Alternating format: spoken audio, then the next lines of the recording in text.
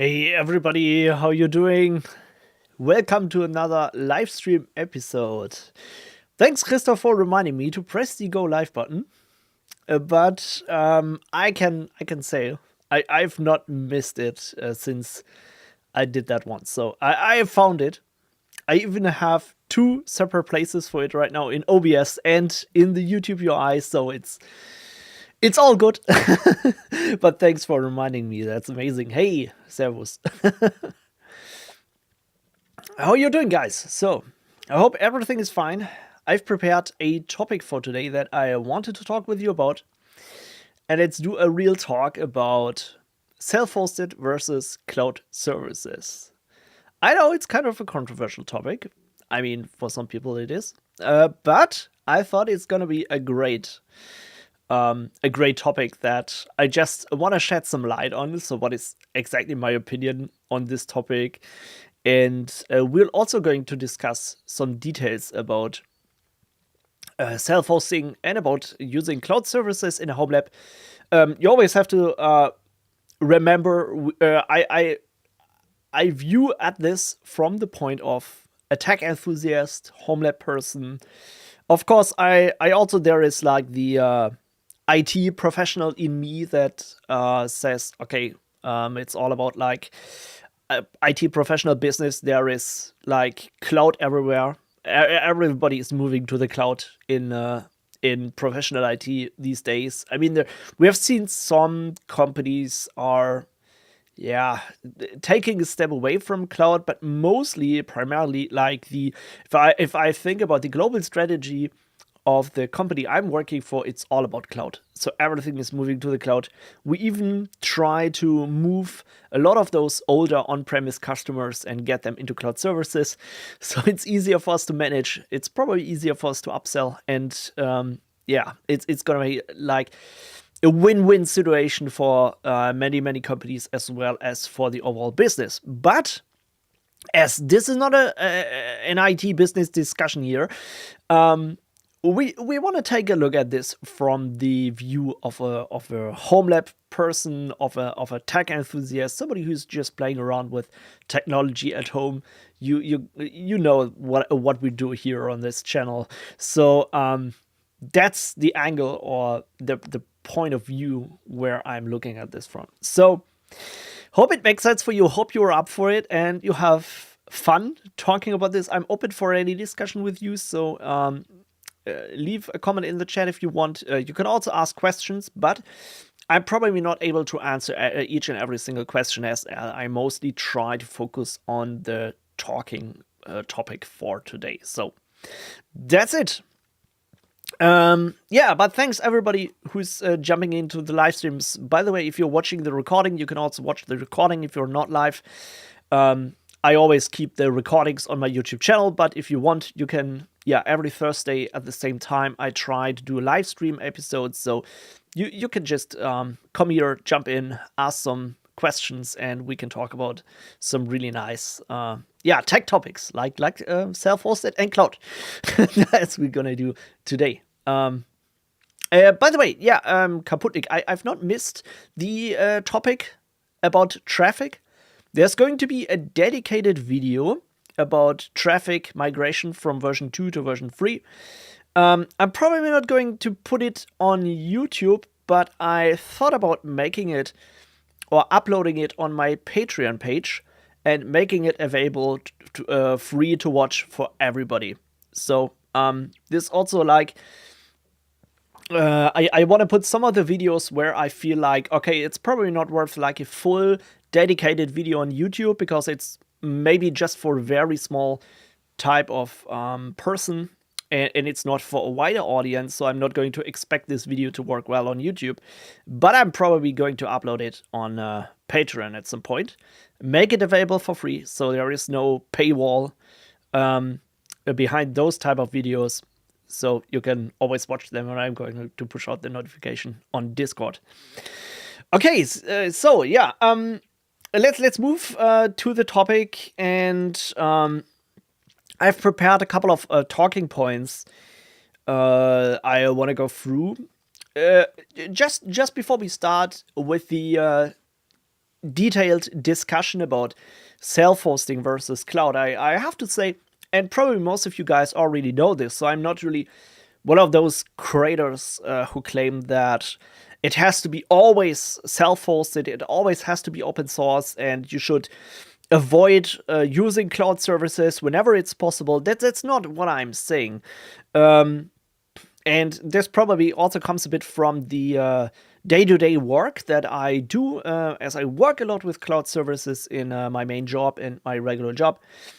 But I also have to say I'm a big fan of self-hosting. Yeah, not because yeah, we will go through some of the details about this when exactly. I want to share some of the thought process behind it. So, when do I decide to choose a cloud service versus self-hosting, and what are some of the reasons and my opinion is about it. Just wanted to get that out of the way, so you're not don't expect this to be like a fully pro style of live stream about advertising free and open source and self-hosting is all great. That's not what I'm saying. So I try to make a fair comparison between those two offerings, self-hosted versus cloud services. Let's start and let's go into some of the topics that I wanted to talk with you about. So what do I mean when I talk about self-hosted? I mean, you probably all know we cover a lot of self-hosted installations here on this channel, like tutorials about open source software, mostly containerized applications, but also some different stuff. Yeah, Linux deployments, self-hosted applications, something like server management stuff or application management stuff. We do a lot of deployment, security services, those type of things.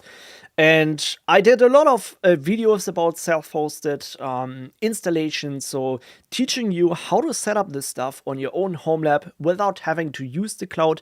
But there are some situations where I personally feel like, okay, so there are some actually good reasons to not self-host specific things. Yeah, one thing that immediately comes to my mind is the video I did about a mail server, where that was in the early days of my YouTube career, so to speak. Yeah, so I did a video about how to set up a mail server using Docker, and Mailco was the application that I was using, which is like a collection of open source technologies to run your own self-hosted mail server and provide those common services like a mail inbox, a mail exchanger, like a mail transfer agent, also a web interface to manage emails from the browser, for example.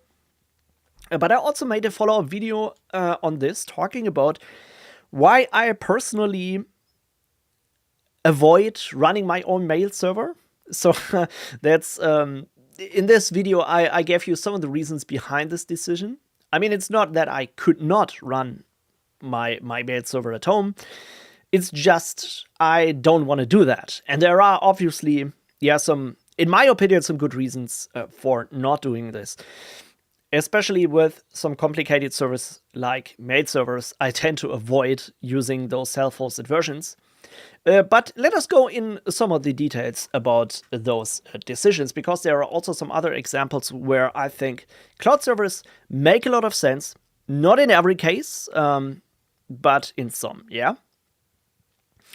Okay, so first of all, I want to discuss the cost factor, because a lot of people say like, oh, okay, so one of the advantages about self-hosting is that you don't have to pay for cloud services, yeah, which is obviously true. I mean, most of the cloud services that you're using, like, it may be like a mail server account, like Microsoft 365, for example, you have to pay for it like every month. Yeah. Also, other services like for like note-taking systems, like Notion, for example, or what else? Password managers. They all charge for their service each and every month. And it seems like in self-hosted environments, you can avoid those costs, and it can be more efficiently managed and controlled by you. Which is true to some extent. However, you have to take in consideration that running your own home lab still produces cost. You might not immediately notice it. I mean, if you pay for a server, you probably have to pay upfront for it. But even once you deployed your self-hosted services, you always have to think about the electricity cost that comes along with running your self-hosted environment. And depending on how big that is, so how many servers you have, how many processes you are running on your server, it's gonna take CPU power. That's consuming energy, and you will notice it at the end of the year on your electricity bill. And I was really surprised how expensive it can be to run a home lab. Yeah, I was really shocked by it once I took a look at the numbers, and it was also one of the reasons why I tried to shrink down my home lab a little. So I tried to get rid of some of the services that I was using because you don't immediately notice it, right? And you think about, I don't know. So maybe it's not so much money, but at the end of the year, if you it can add up to it quite a lot. And at the end of the year, when you take a look at this and you calculate it, there are definitely some reasons why you probably should avoid running a lot of those services that you need 24/7. So, for example, things that I need 24/7, like my password manager, or maybe some other stuff like, I don't know, you could even think about monitoring stuff and so on. Like, a lot of those things I tend to run on a smaller device that doesn't consume much energy, or I use cloud services where I pay like a monthly rate, but I don't have to run a server 24/7 to have those services up and running at home and available for me. So this is always like a calculation that you have to do on your own, but it's definitely not true to say that self-hosting is always cheaper. So that's really not the case. It really depends a lot on your setup. And if you're running a big and power-hungry server at home, it can be much more expensive than paying like $5 a month for an email service like Microsoft 365. Plus, you get a lot of like desktop programs and licenses for those as well. So that's one thing you have to consider. And I can see like a lot of you guys in the chat have the same experience, like about the power consumption. Tony says, my portable went up like 30%. And some other people were saying the same. Yeah, agree 100%. And $100 per month. Somebody's paying like the power consumption is around like 250 watts. If you're running this 24/7, it definitely can eat up your money, quite fast. So you have to take in consideration this, and but it's again, as I said, like cost factor. This is something why a lot of people recommend self-hosting for. It's cheaper, you don't have to pay for servers and so on, but in the end, it's always like a calculation that you have to do on your own.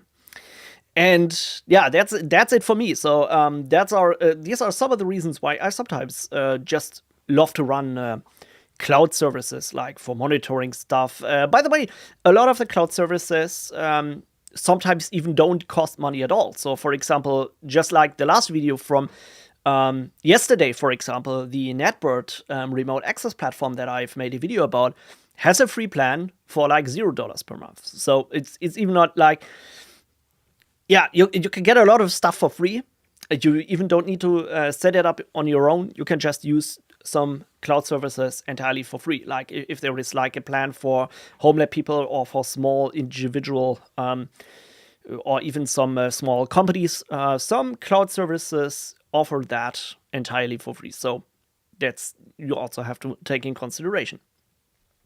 What it's mostly about, and that is the next topic I wanted to talk about, is control and customization. Of course, this is like one of the strongest arguments against cloud service, that when you are self-hosting, you have everything under your control. And this is absolutely true. I mean, there are some reasons why I ditched some cloud services. For example, my IoT and smart home services that I first of all, I used some cloud services. I think this is like Philips Hue, which requires you to set an account, connect the devices so you can control all your smart home and IoT from anywhere in the world, basically. But those are some of the stuff that what I sometimes don't like with those services, if you don't have the full control over what is actually happening, and you cannot really customize it to every extent. So if you're using cloud services, you most likely have to use it in the way that the vendor wants you to use it, and you have not always the full control over setting it up and do all the things that you want to do. For example, on IoT, that's the reason why I switched to a self-hosted IoT and smart home management system called Home Assistant, because I wanted to have the control to write custom scripts and connect each and every device that I wanted to connect, and not rely on a single centralized service to control my IoT and smart home devices. And that's, for example, a big plus, where I think there's really no argument for saying like, hey, you don't want to have that control. Maybe simplicity, yeah, but that's in my personal in my personal opinion, simplicity is not really a good argument, because I mean, we as Homelab people, we don't aim for simplicity, right? I mean, then we probably would use like no Homelab at all. We would just use cloud services and we'll be fine most of the time, right? But that's not a good argument, right? I mean, we just because something is complex, that doesn't mean that you can't do it or you shouldn't do it on your own. There are other reasons for it, but just like, hey, it's easier to use cloud services, that's not a good excuse in my opinion. So definitely the control and customization for abilities you have with self-hosting, that's like just like the biggest argument for me to go and ditch a cloud service and switch to something else where I have more control and more customization features, yeah, that I want to use. If I'm okay with the feature set that the cloud service is providing me, well, okay, that might be a different discussion, but if in most of the cases, cloud services have some limitations here and there. They don't allow you to do all the things, and then switching to a self-hosted setup might be better. The same is also true for virtual machines, for example. Yeah, for provisioning virtual machines on a cloud service, I'm using some cloud providers to run virtual machines, but not each and every cloud provider allows you to run custom images or boot specific images that are not listed in the drop-down menu. So in those cases, that's also the reason why I just love to run everything on premise, like on my Proxmox virtual server, and I'm not really using cloud virtual machines a lot. So sure, if I need a generic Ubuntu machine, I can go to any cloud provider. It's going to provide me that. But if you really want to customize it to your needs and you want to do some I don't know. For example, if you want to compile kernel modules in a shared virtual instance, good luck with that. These were some of the reasons why I run some of the stuff on premise. For example, I ran into this issue once when I was trying to compile the Asterisks PBX, like this is a phone system. This is years and years ago, but that wasn't possible on a small V server, as it is not like a full dedicated virtual machine, right? So that is VPS. Yeah, somebody asked it in the chat. Is a VPS self-hosting? I don't think it is. I mean, you probably could make the argument that you still have the control over the virtual appliance, so there is no cloud vendor that is actually managing it for you. But this comes more to a discussion about infrastructure as a service or platform or application as a service, which is like the cloud terminology for different layers of abstraction and what is your responsibility. I still would say like self-hosting for me is mostly on premise, right? I mean, it's like in the word hosting. And the word hosting describes where it is running for me. So are you running it yourself at home on premise? Then it's self-hosting. If it's like a cloud vendor, it's some form of service offering, even if it is just like infrastructure as a service. and not software as a service, it's still not self-hosting. It's still a cloud service that you are paying for, right? All right. So yeah, I'm happy that a lot of a lot of you guys agree with me on this point. But hey, feel free to have different opinions on this. So I'm not against like other opinions. It's really just the way I see it, and I'm comfortable with discussing that, obviously. And yeah, so again, like to summarize it, control and customization is definitely one of the strongest arguments for running self-hosted services. And that also leads me to the next topic that a lot of people are saying, like self-hosted services when it comes to security considerations. So self-hosted services are more secure than cloud services. And I know for sure this is going to be a controversial topic because I would not agree to this statement that self-hosting is more secure than cloud. And I can explain that, so hear me out. There are a couple of reasons what I think about when it comes to security, right? Because security is a broad topic, and then there are like many considerations you have to make when comparing cloud services to self-hosting. And a lot of people would think that more control actually means it's more secure, right? If it's on-prem, you have the control to rip off the cables. Like you probably know the memes on the internet, like in case of security breach, pull all the cables, right? So you have like a more control over the setup. You can press the power off button and everything is out. So you're gonna be more secure, right?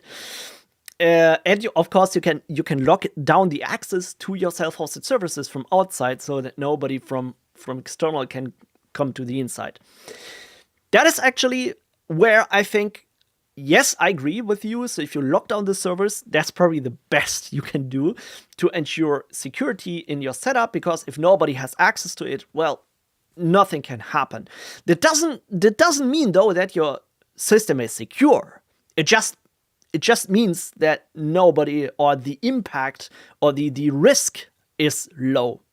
But it doesn't mean your server is secured just because you turned off the access from external, because somebody could still theoretically, we're always talking theoretically here, could go into your house, connect to your network, and break into your server if you haven't secured it properly. However, of course, it is very unlikely that something like this might happen. So limiting risk is not a bad thing at all, but you have to keep in mind it does not mean secure just because somebody cannot access it. However, it's limiting the risk to get compromised by an attacker, of course.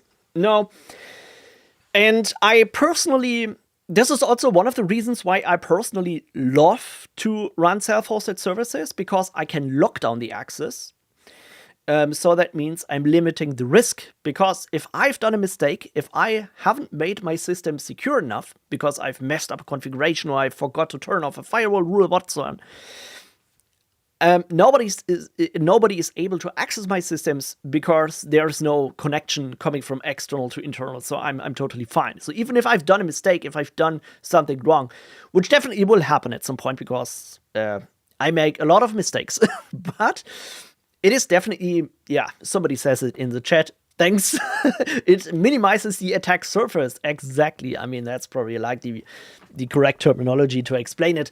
But I think you know what I'm talking about, right?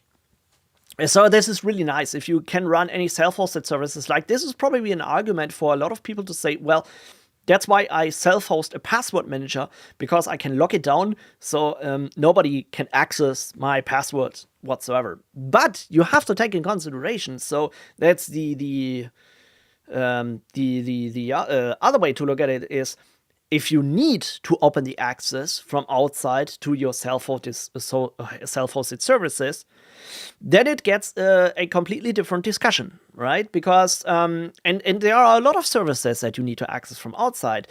Maybe it is your VPN connection, your VPN service that you need to open ports to, or you're running a self-hosted password manager, you somehow want to access it from outside, of course, or you want to securely connect to some of your yeah, I don't know, files on the self-hosted services. How do you actually do this? And this is where I think like if you're doing everything right, so in a perfect world, yeah, if you're a good sysadmin, if you know exactly what you're doing and you're protecting your servers, you're following all the best practices, all the configuration guidelines, and you're doing everything right and perfect, awesome, right? So then you might be even better than security teams and security experts in that providing the services in a cloud, right? If you can do that, or if you can claim for yourself that you're better than security experts providing cloud services, awesome. I mean, I know we definitely have some people in the community that are that much experienced, so I know this. But I think this is not for the vast majority of people, right? If you're running like, or if you're just a beginner playing around with self-hosted services and you're exposing a port, you think like running a DNet rule on your router might be a good idea to access your Homelab dashboard or whatsoever. This is, this is exactly the situation where you can get in trouble. And I think like even though cloud services might be somewhat vulnerable to any form of attacks as well, just like internal systems are, but most of the big cloud providers or most of the big cloud services have some form of dedicated team. They might have some incident response. They might even have some bug bounty programs where hackers test their services against vulnerabilities and report it internally so they can go and fix it before it gets published. Or maybe those guys have some form of detection and response. Those like incident response service teams, they might have a SOC, so a security operations center, where dedicated security engineers are working 24/7 to provide security for this cloud system. And I'm pretty sure that there are not many people in the world that, as a Homelab person, right, as a small individual person that can compete with those security standards, right? I mean, there are definitely experienced people in the world, but even experienced people have to sleep. And guess what? Security vulnerabilities or those exposures are always happening on the weekend when everybody's sleeping. And the day you wake up, you notice on Monday morning on Twitter, oh, there was a big security breach somewhere, right? So this is how it actually works. And I'm pretty sure like this is the reason why I don't think like cloud services are necessarily less secure. The opposite is actually true, right? Cloud services are mostly more secure than any of the self-hosted platforms that you're running at home. We also had like, Christoph, you remind me of something, like the Nginx proxy manager discussion we had, right? This is really like, where like you're using self-hosted small open source projects that are not well maintained. And I'm pretty sure like a cloud, like compare Nginx proxy manager to a service like Cloudflare. Yeah, Cloudflare and their web security gateway. It's like, I don't know. Yeah, it's really comparing like apples to oranges. I mean, it's like Cloudflare completely destroys this small project, which is not like it's a big surprise, but you have to take in consideration. So all the people that praise those small open source projects and saying, oh yeah, I run everything at home, so I'm more secure, and yeah, that's perfect. Yeah, I don't trust Cloudflare with my security, blah, blah, blah. I would definitely trust Cloudflare more with my security, than a small hobby open source project. That is just, I can speak for myself, right? So we're not talking about privacy and all of this stuff. This is a completely different topic, but just talking about security, I would definitely trust a big enterprise product that on a day-to-day basis have to deal with security breaches, DDoS attacks, and whatnot. I would trust this service much more with security than a small project, right? This is, by the way, also the reason why I don't like to run my password manager at home. So this is like, why did you change from Vault Warden to 1Password? Yeah, that's exactly the answer to this, right? I don't trust myself enough providing a secure and reliable service at home for my passwords. And I know, I'm pretty sure, like, I know exactly what I have to do, right? I have to take regular backups. I can run Vault Fortinet, yeah, at home. I have to securely connect with a VPN to my servers and only then access the password manager. Sure, fine. But I still think, like, 1Password is providing this all for, like, $3 a month, right? So, what the hell? Yeah, so why should I bother with all of that stuff? Again, this is a cost factor, right? It's not just the electricity bill that you have to pay. It's really like all the cost of the time and effort that you need to take care of your backups, do regular tests, see if the server is up and running, and those kind of things. Yeah, you could probably say I'm lazy, and you're not far away from the truth, then, honestly. But this is, yeah, mainly the reason why I'm using 1Password. Maybe I'll do a video about it at some point, explaining it and comparing 1Password to others, because there are a lot of other reasons why I'm using 1Password for managing my passwords. But yeah, just to say, security when it comes to password management is also a big reason why I'm trusting a big security or a big cloud service company more with my passwords than running something self-hosted at home, right?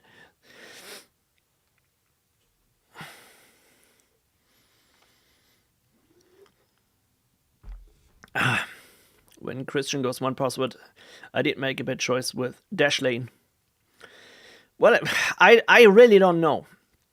I haven't tested Dashlane. I have tested LastPass, but I ditched it many years ago because some of the features said that wasn't right, and then later they were also in the news about some breaches and hacks. And honestly, I thought, yeah, it was the right decision to go away from LastPass. And since we are using 1Password at the company where I'm working, which is a security company, I'm pretty sure it shouldn't be a bad decision to trust 1Password. So if the company I'm working for is trusting them with their password management, it couldn't be like a bad decision, right? So that's an easy decision for me to go with 1Password. But yeah, that's it. Yeah, so that's about security. I know it's a complicated topic, and sure, there are like many others that might disagree with me here, but I definitely think, like, just think about the example with mail server. Do you really think your self-hosted mail server, you can provide the same security level and the same security standards like Microsoft 365 does?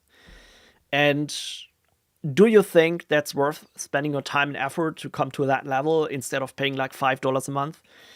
If your answer is yes, congratulations, you're probably one of under the 1% of the people that claim that. But honestly, I think, like, it's going to be much more secure than rely on a service that is trusted by Fortune 500 companies in the world. So that's my view on this, right? Yeah, but that's it, right? Also, performance and scalability is a topic that I wrote down on my list, and this is a fairly quick one. The same is true for scalability as well.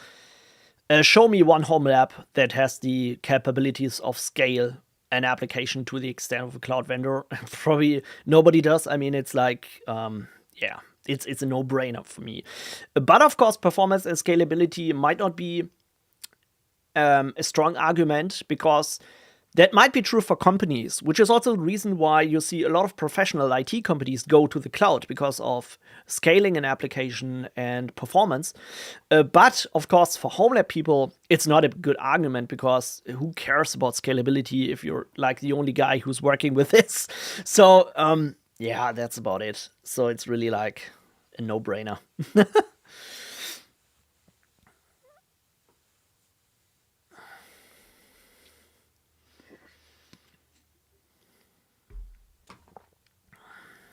I don't know about Microsoft getting hacked so long ago. I mean, there is, like, if you're in that business, you will soon realize, like, there's every week there is a new security breach somewhere.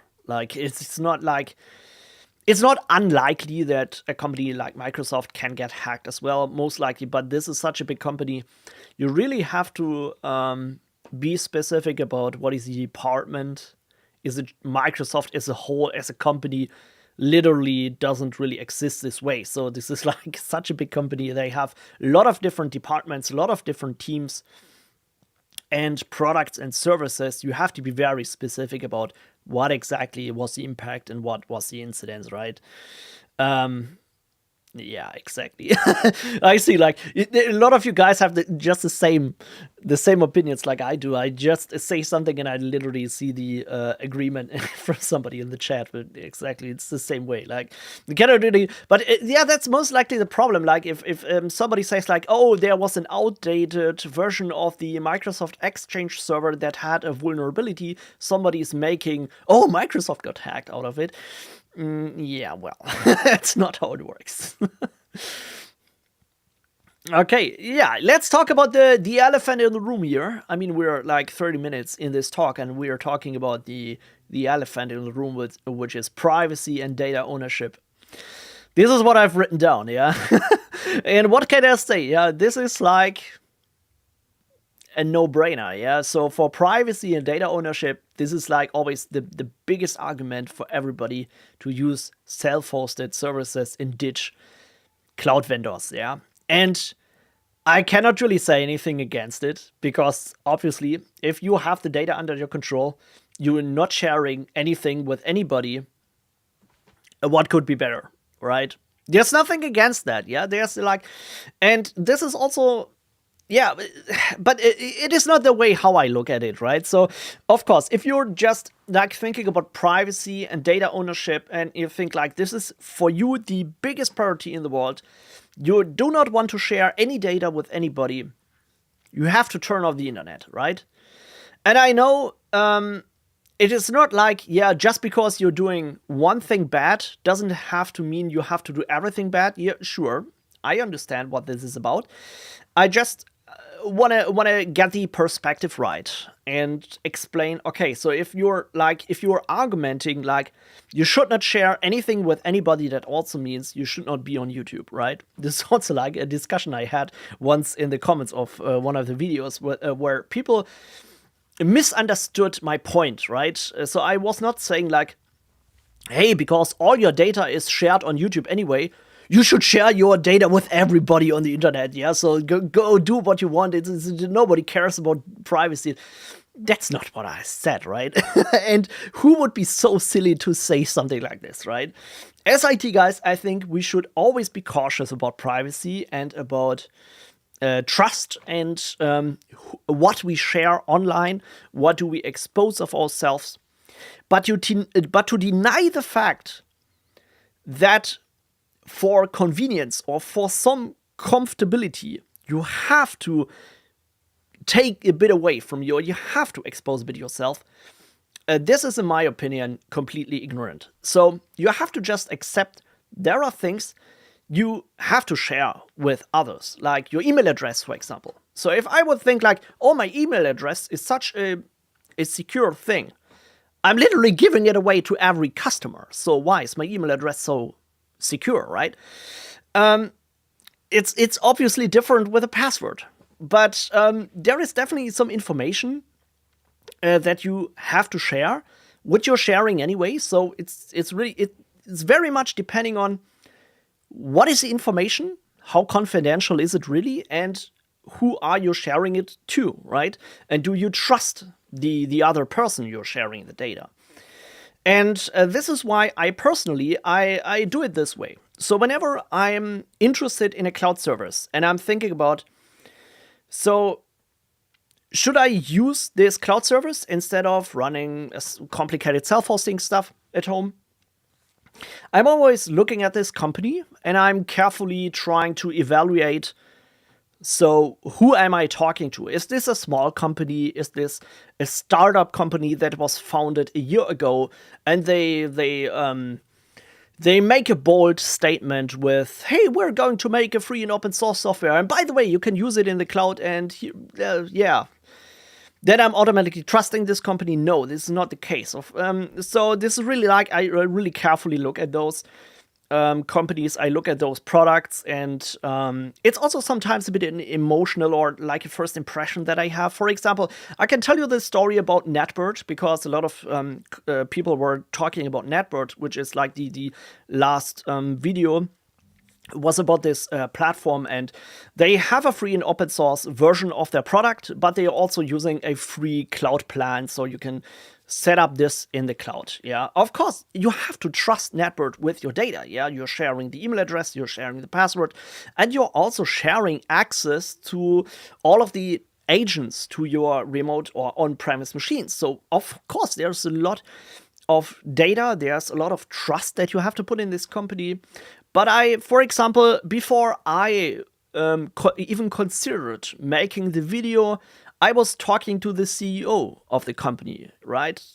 Who is German, by the way, and NetBird is a German company, so it was immediately like there was some form of sympathy, right? And I talked to this guy, and I really like he has a strong opinion about a free and open source and contributing to open source communities. So it was really important to him, and I've said, yeah, I like this guy, right? So I share the philosophy, and that also means kind of the philosophy of the company is yeah, it fits to my opinions, and this is of course something that goes into that decision if I trust the company or not.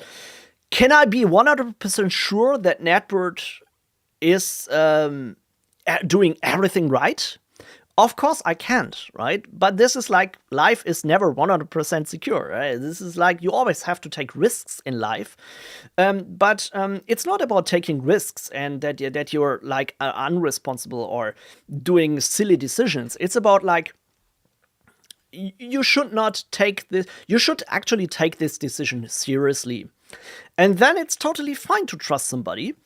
But you have to look at this, right? And you have to evaluate a solution. That's why I always telling you, okay, so if I'm, for example, if I make a video about a cloud service offering, this is not like the everyday startup company that comes to me and says like, hey, Christian, we give you like $1,000. Can you make a video about it? I'm probably going to deny it, right? So at least I will first take a look at this, and I personally will evaluate this. Can I trust this company? Is it trustworthy? Of course, I cannot be 100% secure, but I can be as near as possible, and this is always my goal. Of course, sometimes we do mistakes, but this is really how you have to look at this. And I know there are some people on the internet that say, oh, I never trust anybody, and I don't, yeah, sure. The same people that make those bold statements are on YouTube, have a Google account, have a Facebook account, have a Twitter account. So don't take that stuff too seriously. That's how I see it, right? And that's also the reason why I said, like, look, there's always something you have to give away. You just have to look at this carefully and make a reasonable decision with who you trust with your privacy and what data you give away. And this is what forms my decision to say, okay, so I'm trusting this company with a cloud service offering, and for others, I don't know really, so I'm better off with running it self-hosted, right? But yeah, that's it. So my goal is never to say I trust nobody or I run everything at home. I always take a look at this, yeah. I'm just like reading some of the comments. Yeah, it's really funny. But if you honestly, and I think this is something a big misconception we have online when it comes to tech content, especially on YouTube, because it is so easy. It is so easy to advocate for self-hosting, open source, and it is so easy to say, hey, you should not trust anybody. You should not give away your data. This is like the easy and lazy route, yeah? And there are a lot of channels on YouTube that do it this way. They say, oh, what is the most privacy-focused browser in the world and blah, blah, blah. I'm pretty sure in the end they still use some form of Chrome or Edge when they would work in a company, right? Because the company doesn't allow them to use their favorite privacy self-hosted software, right? It's like, yeah, sure, it is the easy route, but it's a probably a bit harder to talk about this in a reasonable way and say, okay, there are some compromises you have to take. You have to take in consideration this, this, and that. That's really how I see it. But I personally, I don't want to go the easy and lazy route and tell you, hey, we are just covering free and open source software. We are just covering self-hosted, and don't trust Microsoft. Don't trust this and this and that. Sure, I could do that, but honestly, it would be far away from truth, because the truth is that I sometimes use cloud services, and we probably all do. You just have to take a look at this, and when do you trust somebody and when not? And of course, I'm not 100% right. Sometimes I make mistakes, but I try to do my best. I try to do my best and only show something to you, or only make video about stuff where I have the feeling, okay, this is a responsible brand, this is a responsible service, and this is not going to be a big issue if you're using this. So that is how I see it, right? You are making a big mistake. Company word is your salary. Homelab is your voice. Don't mix these things. I'm not sure what you mean by that. So, because honestly, I don't see this as different things. I mean, I'm just telling you my opinion, how I see it. And I would not tell a different story to a company that I would tell to you guys. So it's just my opinion. And if you don't agree with me, yeah, it's fine. But you're not going to change my mind, right? Because I have made an evaluation. I have made my thoughts about it. And I'm thinking about privacy and that kind of stuff for a very long time. And I take so many things in consideration. So my choice and my opinion on this is a strong one. And you're probably not going to change my mind easy, because I've done my homework, right? Okay, guys, so that's it about privacy. I hope that was somehow interesting. By the way, there was another topic I wanted to talk about privacy. Of course, I also look at not just the company and how I feel about it, but also about compliance, like GDPR, security certifications like SOC 2 and those kind of things. Does the company has something like that? So that means, for example, if they have some form of security certification, so they have gone through a third-party review, they invested some money into making sure their systems are secured and those kind of things. So sure, that all goes into your evaluation. That all should be part of it, which ultimately forms your decision, right? All right. It's funny to see some of the discussions. A compromise between privacy and convenience. Yeah, it's like you have to find that sweet spot where you still feel comfortable, but you get enough convenience, or you get enough like comfortable features for yourself that you enjoy and that you want to use, but you still have to be comfortable with what you're sharing. So if you find that sweet spot, if you can find that balance, and I have to say at the end, this definitely is that sweet spot is somewhat different for every person. So I'm comfortable with sharing my data on social media, as I'm a content creator, so this is important for me. But I understand that for some people, they are not okay with signing up on TikTok and making videos, right? That's totally fine. So you have to find that out for yourself, right? Who you trust and who you don't trust. And please, I know this might sound a bit like not positive for me, but it's just the truth. Don't trust any silly YouTuber with this. So don't just listen to me. Yeah, just because I'm telling you, hey, I'm trusting NetBird, you have to trust NetBird too. That's not what I'm saying, right? So you have to do that, your research and your homework. You have to do yourself. I'm not doing this for you, right? So I'm probably doing that what I feel is best, but ultimately it's your decision. That's what I'm saying. Yeah, sure. But yeah, it's just the truth. It's I'm not lying to you.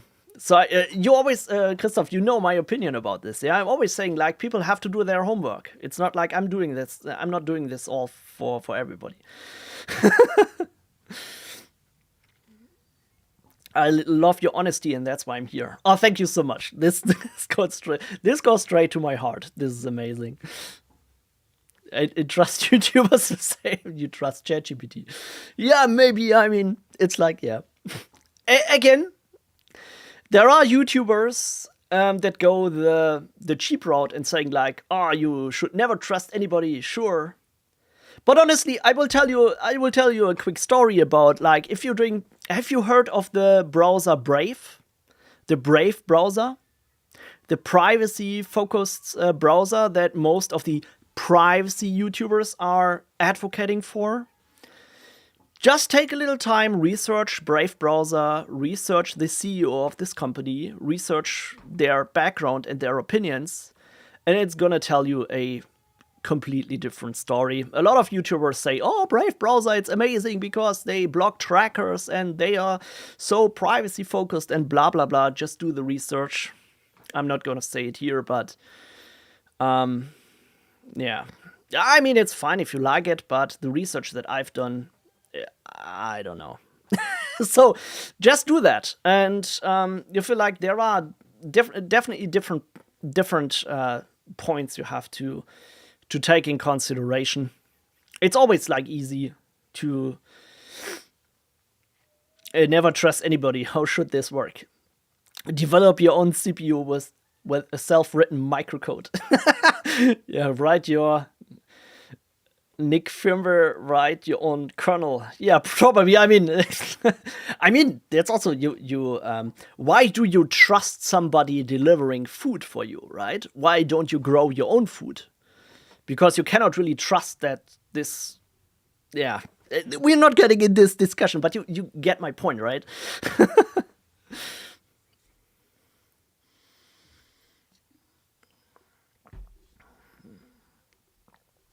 Oh man, this tastes so bad. I don't know what's going on. By the way, I don't know if you know this, but there are is this brand? Do you know the brand Y Food? This is like something like a replacement for real food, and it's turned into a bottle. And if you drink it, it's like if you're eating a meal, right? So from calories and from like what should be in there. And Y Food is so expensive. I said to my wife, "Hey, can you get me some from Penny?" This tastes so bad. It's just horrible. By the way, the Lidl copy is better. I tried it the last week, and Lidl was good, but Penny is it's horrible. Schmeckt wie Papierpampe.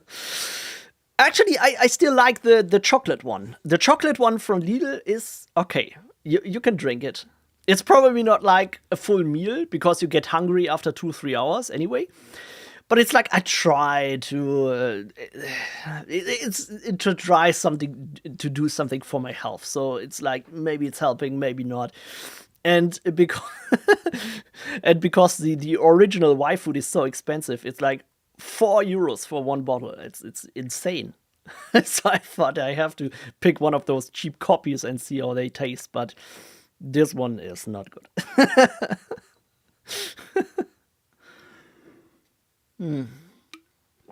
Anyway, that's why I grow my own food. Yeah, this food is full of poison in the grocery. It's not far away from truth, actually, but hey, yeah, who has the time and the knowledge to grow their own food? Hey, Zach, how you doing, man? Thanks for loving the content. By the way, I'm not making content in German. It's like, no, it's just not worth the time and effort. Next time is about baking your own bread. Oh yeah, sure. I mean, we have one of those. Do you know? Everybody in Germany knows Thermomix, right? We have one of those cheap replacements. By the way, also from Lidl. There was like an offering to get this machine for €200. It was I've seen it on my deals, and it was like for like 3-4 hours available, and then the offering was over. So it was like sold out everywhere. And it was lucky I got one for my wife. Guess what's happening? My wife hasn't used it once. I've used it twice, and they have some of the recipe for baking bread in this machine. So you just have to throw in a bunch of ingredients, and then it's doing some magic inside, and the bread is magically coming out. This is how I imagine this would work, but hey, who knows? I'm probably trying it out for next time. Yeah, would be funny. Yeah. Yeah, well, I still want to bring this live stream to an end because there's one topic left. And it's probably the most important one. So congratulations to everybody who stayed up for so long and listened to me for such a long time. Because we're now coming to the absolute. This is, for me personally, the most important topic and the most important reason why I'm doing self-hosting, right? And this is learning opportunities. This is home labbing. This is really what it's all about. And I have said it multiple times in so many ways that my home lab, for me personally, isn't about privacy and security. Again, I've shared my opinion about security, self-hosted versus cloud, you know. And privacy and data collection, you also know my opinion now, right? Self-hosting is better, but there are some compromises that you just have to take. But still, the very best argument for running a self-hosted service is the learning opportunity. This is just, I'm not running my personal Proxmox server to run virtual machines because I don't trust Microsoft, or I don't trust Azure or some other cloud vendor. That's not the reason. It's really because I just want to know how that shit works. And I just want to know how I can do it myself. Not for that I have everything under my control and I can put my tinfoil hat on. No, it's really because I'm curious about how this technology works, and and this is my honest opinion. You can just learn it when you're doing it yourself. When you're going through that trial and error process, you install something, you will see a bunch of errors in the terminal. You're going through this one by one. You're trying to read the log lines. You're trying to understand what the hell does that mean. You're doing some research online and you're finding out something. And in the end, it is so rewarding, and it's such an amazing and great feeling that you have when you fixed a problem yourself, right? And this is really, for me, the whole reason why I'm doing this, because I just love to find out something, and it's such a great feeling that I have when it finally makes click in my head and I think, okay, this is how it works, right? It's by the way, a short teaser for the next video next week will be about identity providers. So I finally managed to look at an identity provider, which is not Authelia. So I'm not following the same route that every YouTuber, Homelab YouTuber does and set up Authelia because it's the simplest and easiest. No, I wanted to take a look at a more enterprise-ready solution, a more bigger software that is a bit more complex, but it has more features and it's a bit more exciting to take a look at this. So that's why next week we talk about Authentic, which is Christoph, revealing it in the chat, Authentic. And I'm personally so excited about this because it was so interesting to play around with this and setting it up. And by the way, I couldn't find so many great guides and tutorials about this. So this is also a reason why I pick a software, so it has some potential to teach something new. And I finally managed to set it up without the help of those tutorials. I've watched them afterwards, but first I tried it out myself. Failed a couple of times, and then after digging into this stuff and finding out, so what the hell is that error and how can I solve it, how can I fix it, I could finally manage to get it work, and it's really amazing. I've currently set it up for Proxmox, so I'm authenticating to my Proxmox server with Authentic. I've set it up with Portainer, so I'm using it to authenticate to Portainer. And I've also integrated it with my reverse proxy traffic, so I can protect any website that doesn't have any form of user management at all. So you can protect even a simple, stupid Nginx website with authentic and a strong multi-factor authentication. This is so amazing. And I'm sure I will use that in so many ways. Try to connect those things. And that really brought me to thinking, yeah, I should actually start self-hosting a lot more services at home.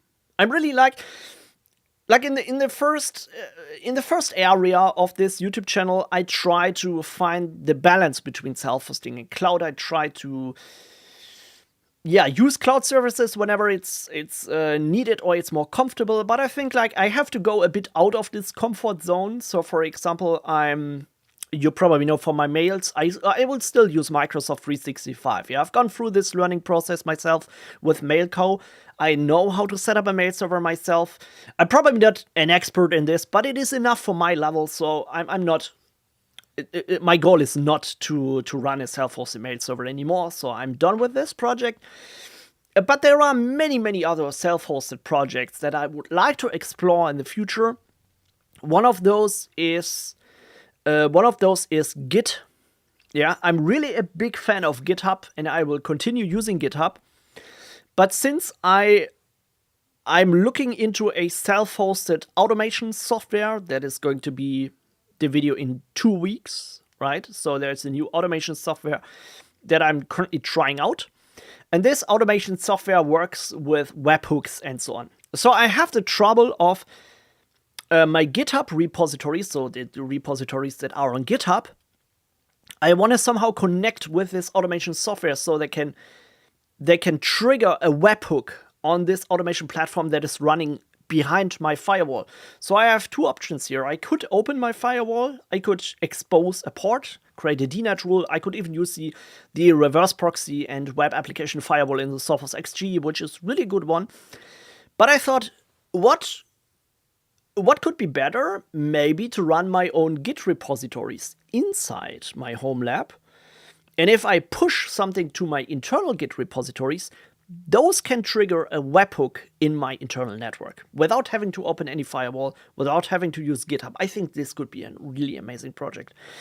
So I'm definitely looking at this currently. So there are a lot of things that I just need to research and try to find out. And yeah, Git is more complicated stuff. But that brought me to the topic. So hey, if I have authentic, if I have traffic, so I've replicated most of the important enterprise services in my Homelab, like a secure authentication, a reverse proxy / web gateway. The next step would be Git or some form of automated deployment, right? So this is definitely the next step. And I think that could be so interesting because it will be such a great learning experience for me and hopefully for you guys as well, because I just love to share my my knowledge and I just share my experience. And yeah, that's gonna be a fun project. So again, like this Git, self-hosted Git is not gonna be the next topic, but it will be authentic. And after that will be an automation platform. And after that, I will do some other projects before I get into the other self-hosted projects. But yeah, apparently, I thought it's gonna be just great to replicate most of the cloud stuff at home when it makes sense. And apart from mail, apart from a password manager maybe, and some form of cloud storage, because I just love to have like a cloud storage for photos and stuff like in iCloud. But apart from those three things, I'm pretty sure I can replicate all of the other important infrastructure applications or services in my Homelab at some point. Just gonna take a long time to go through all of these projects and learn about their technology, but it's gonna be a fun experience. Why are you not using GitLab? I don't know. For some reason, I stumbled upon GitHub, and my GitHub profile has so many followers now. My repositories have so many stars, so it's like it would be silly to move to GitLab for whatever reason. For what reason? It's like GitLab is not better than GitHub in that area. When it comes to self-hosting, I haven't really thought about this yet. I know GitHub doesn't have any form of self-hosted, and I was under the impression that GitLab doesn't offer it as well. I don't know, but there are alternatives to GitLab and GitHub when it comes to self-hosting Git, so there are definitely things. And DNS, NTP, yeah, well, DNS, I'm running my own DNS server at home, Christoph, but Acme is something. I know there is an application called Small Step or something like that, so I probably have to look at this at some point. And NTP, oh, come on, NTP. Do I really want to self-host this? Yeah, maybe. I don't know. I just have to find a good solution for it. But yeah, let's do one step after another. And Git is a completely different discussion, but at some point I will take a look at this. Yeah, but it's just like one project after another. So I definitely have my Proxmox projects. So I wanna build a Proxmox cluster at some point. So I'm definitely going to look at some hardware for running a secondary node on my Homelab Proxmox and connect it to my main Proxmox machine, and then we will see how that goes. Hopefully I don't destroy my Proxmox VM. I mean, that would be absolutely terrible, but I'm pretty comfortable I can work this out somehow. And once this is done, I'm gonna do some more videos about, I think, what is on my list. I even don't remember, so I'm just taking a look. I don't want to promise anything, but yeah, after the Proxmox tutorial, yeah, there will be some follow-up videos on the previous topics, like Authentic. I have to do a second video on Authentic, because the next video about Authentic is going to show you how to integrate it in Docker, in Traffic, Portainer, and Proxmox. I still have to do a video about Authentic running in Kubernetes and connecting external outposts and connecting LDAP and so on, because I've not found a good tutorial on this, so there has to be a follow-up video on that. And I definitely want to do a follow-up video on Warp Terminal.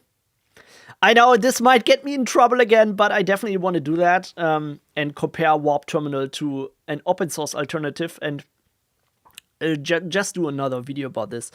And yeah, then we will see what comes next. So there's definitely, I have topics for videos that probably will fill up the entire year, you know this. But yeah, this is some of the new exciting stuff. Definitely.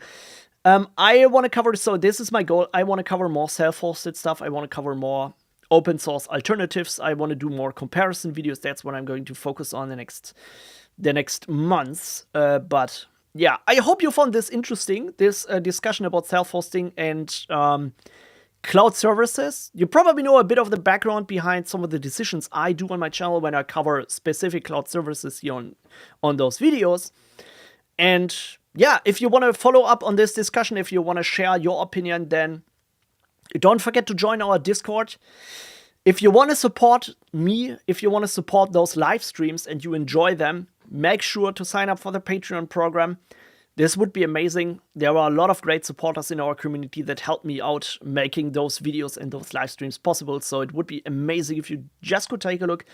The Patreon page that I'm running, you can sign up for free. So there are paid plans, and I would be grateful for your support. But you don't have to support. You can still just join for free. And I'm going to upload a couple of more dedicated videos on this platform in the future as well. So that would be really amazing. Take a look at this.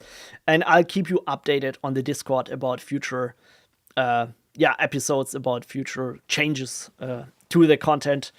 And let's have a discussion on that. So I'm looking forward to meet with you and chat on Discord.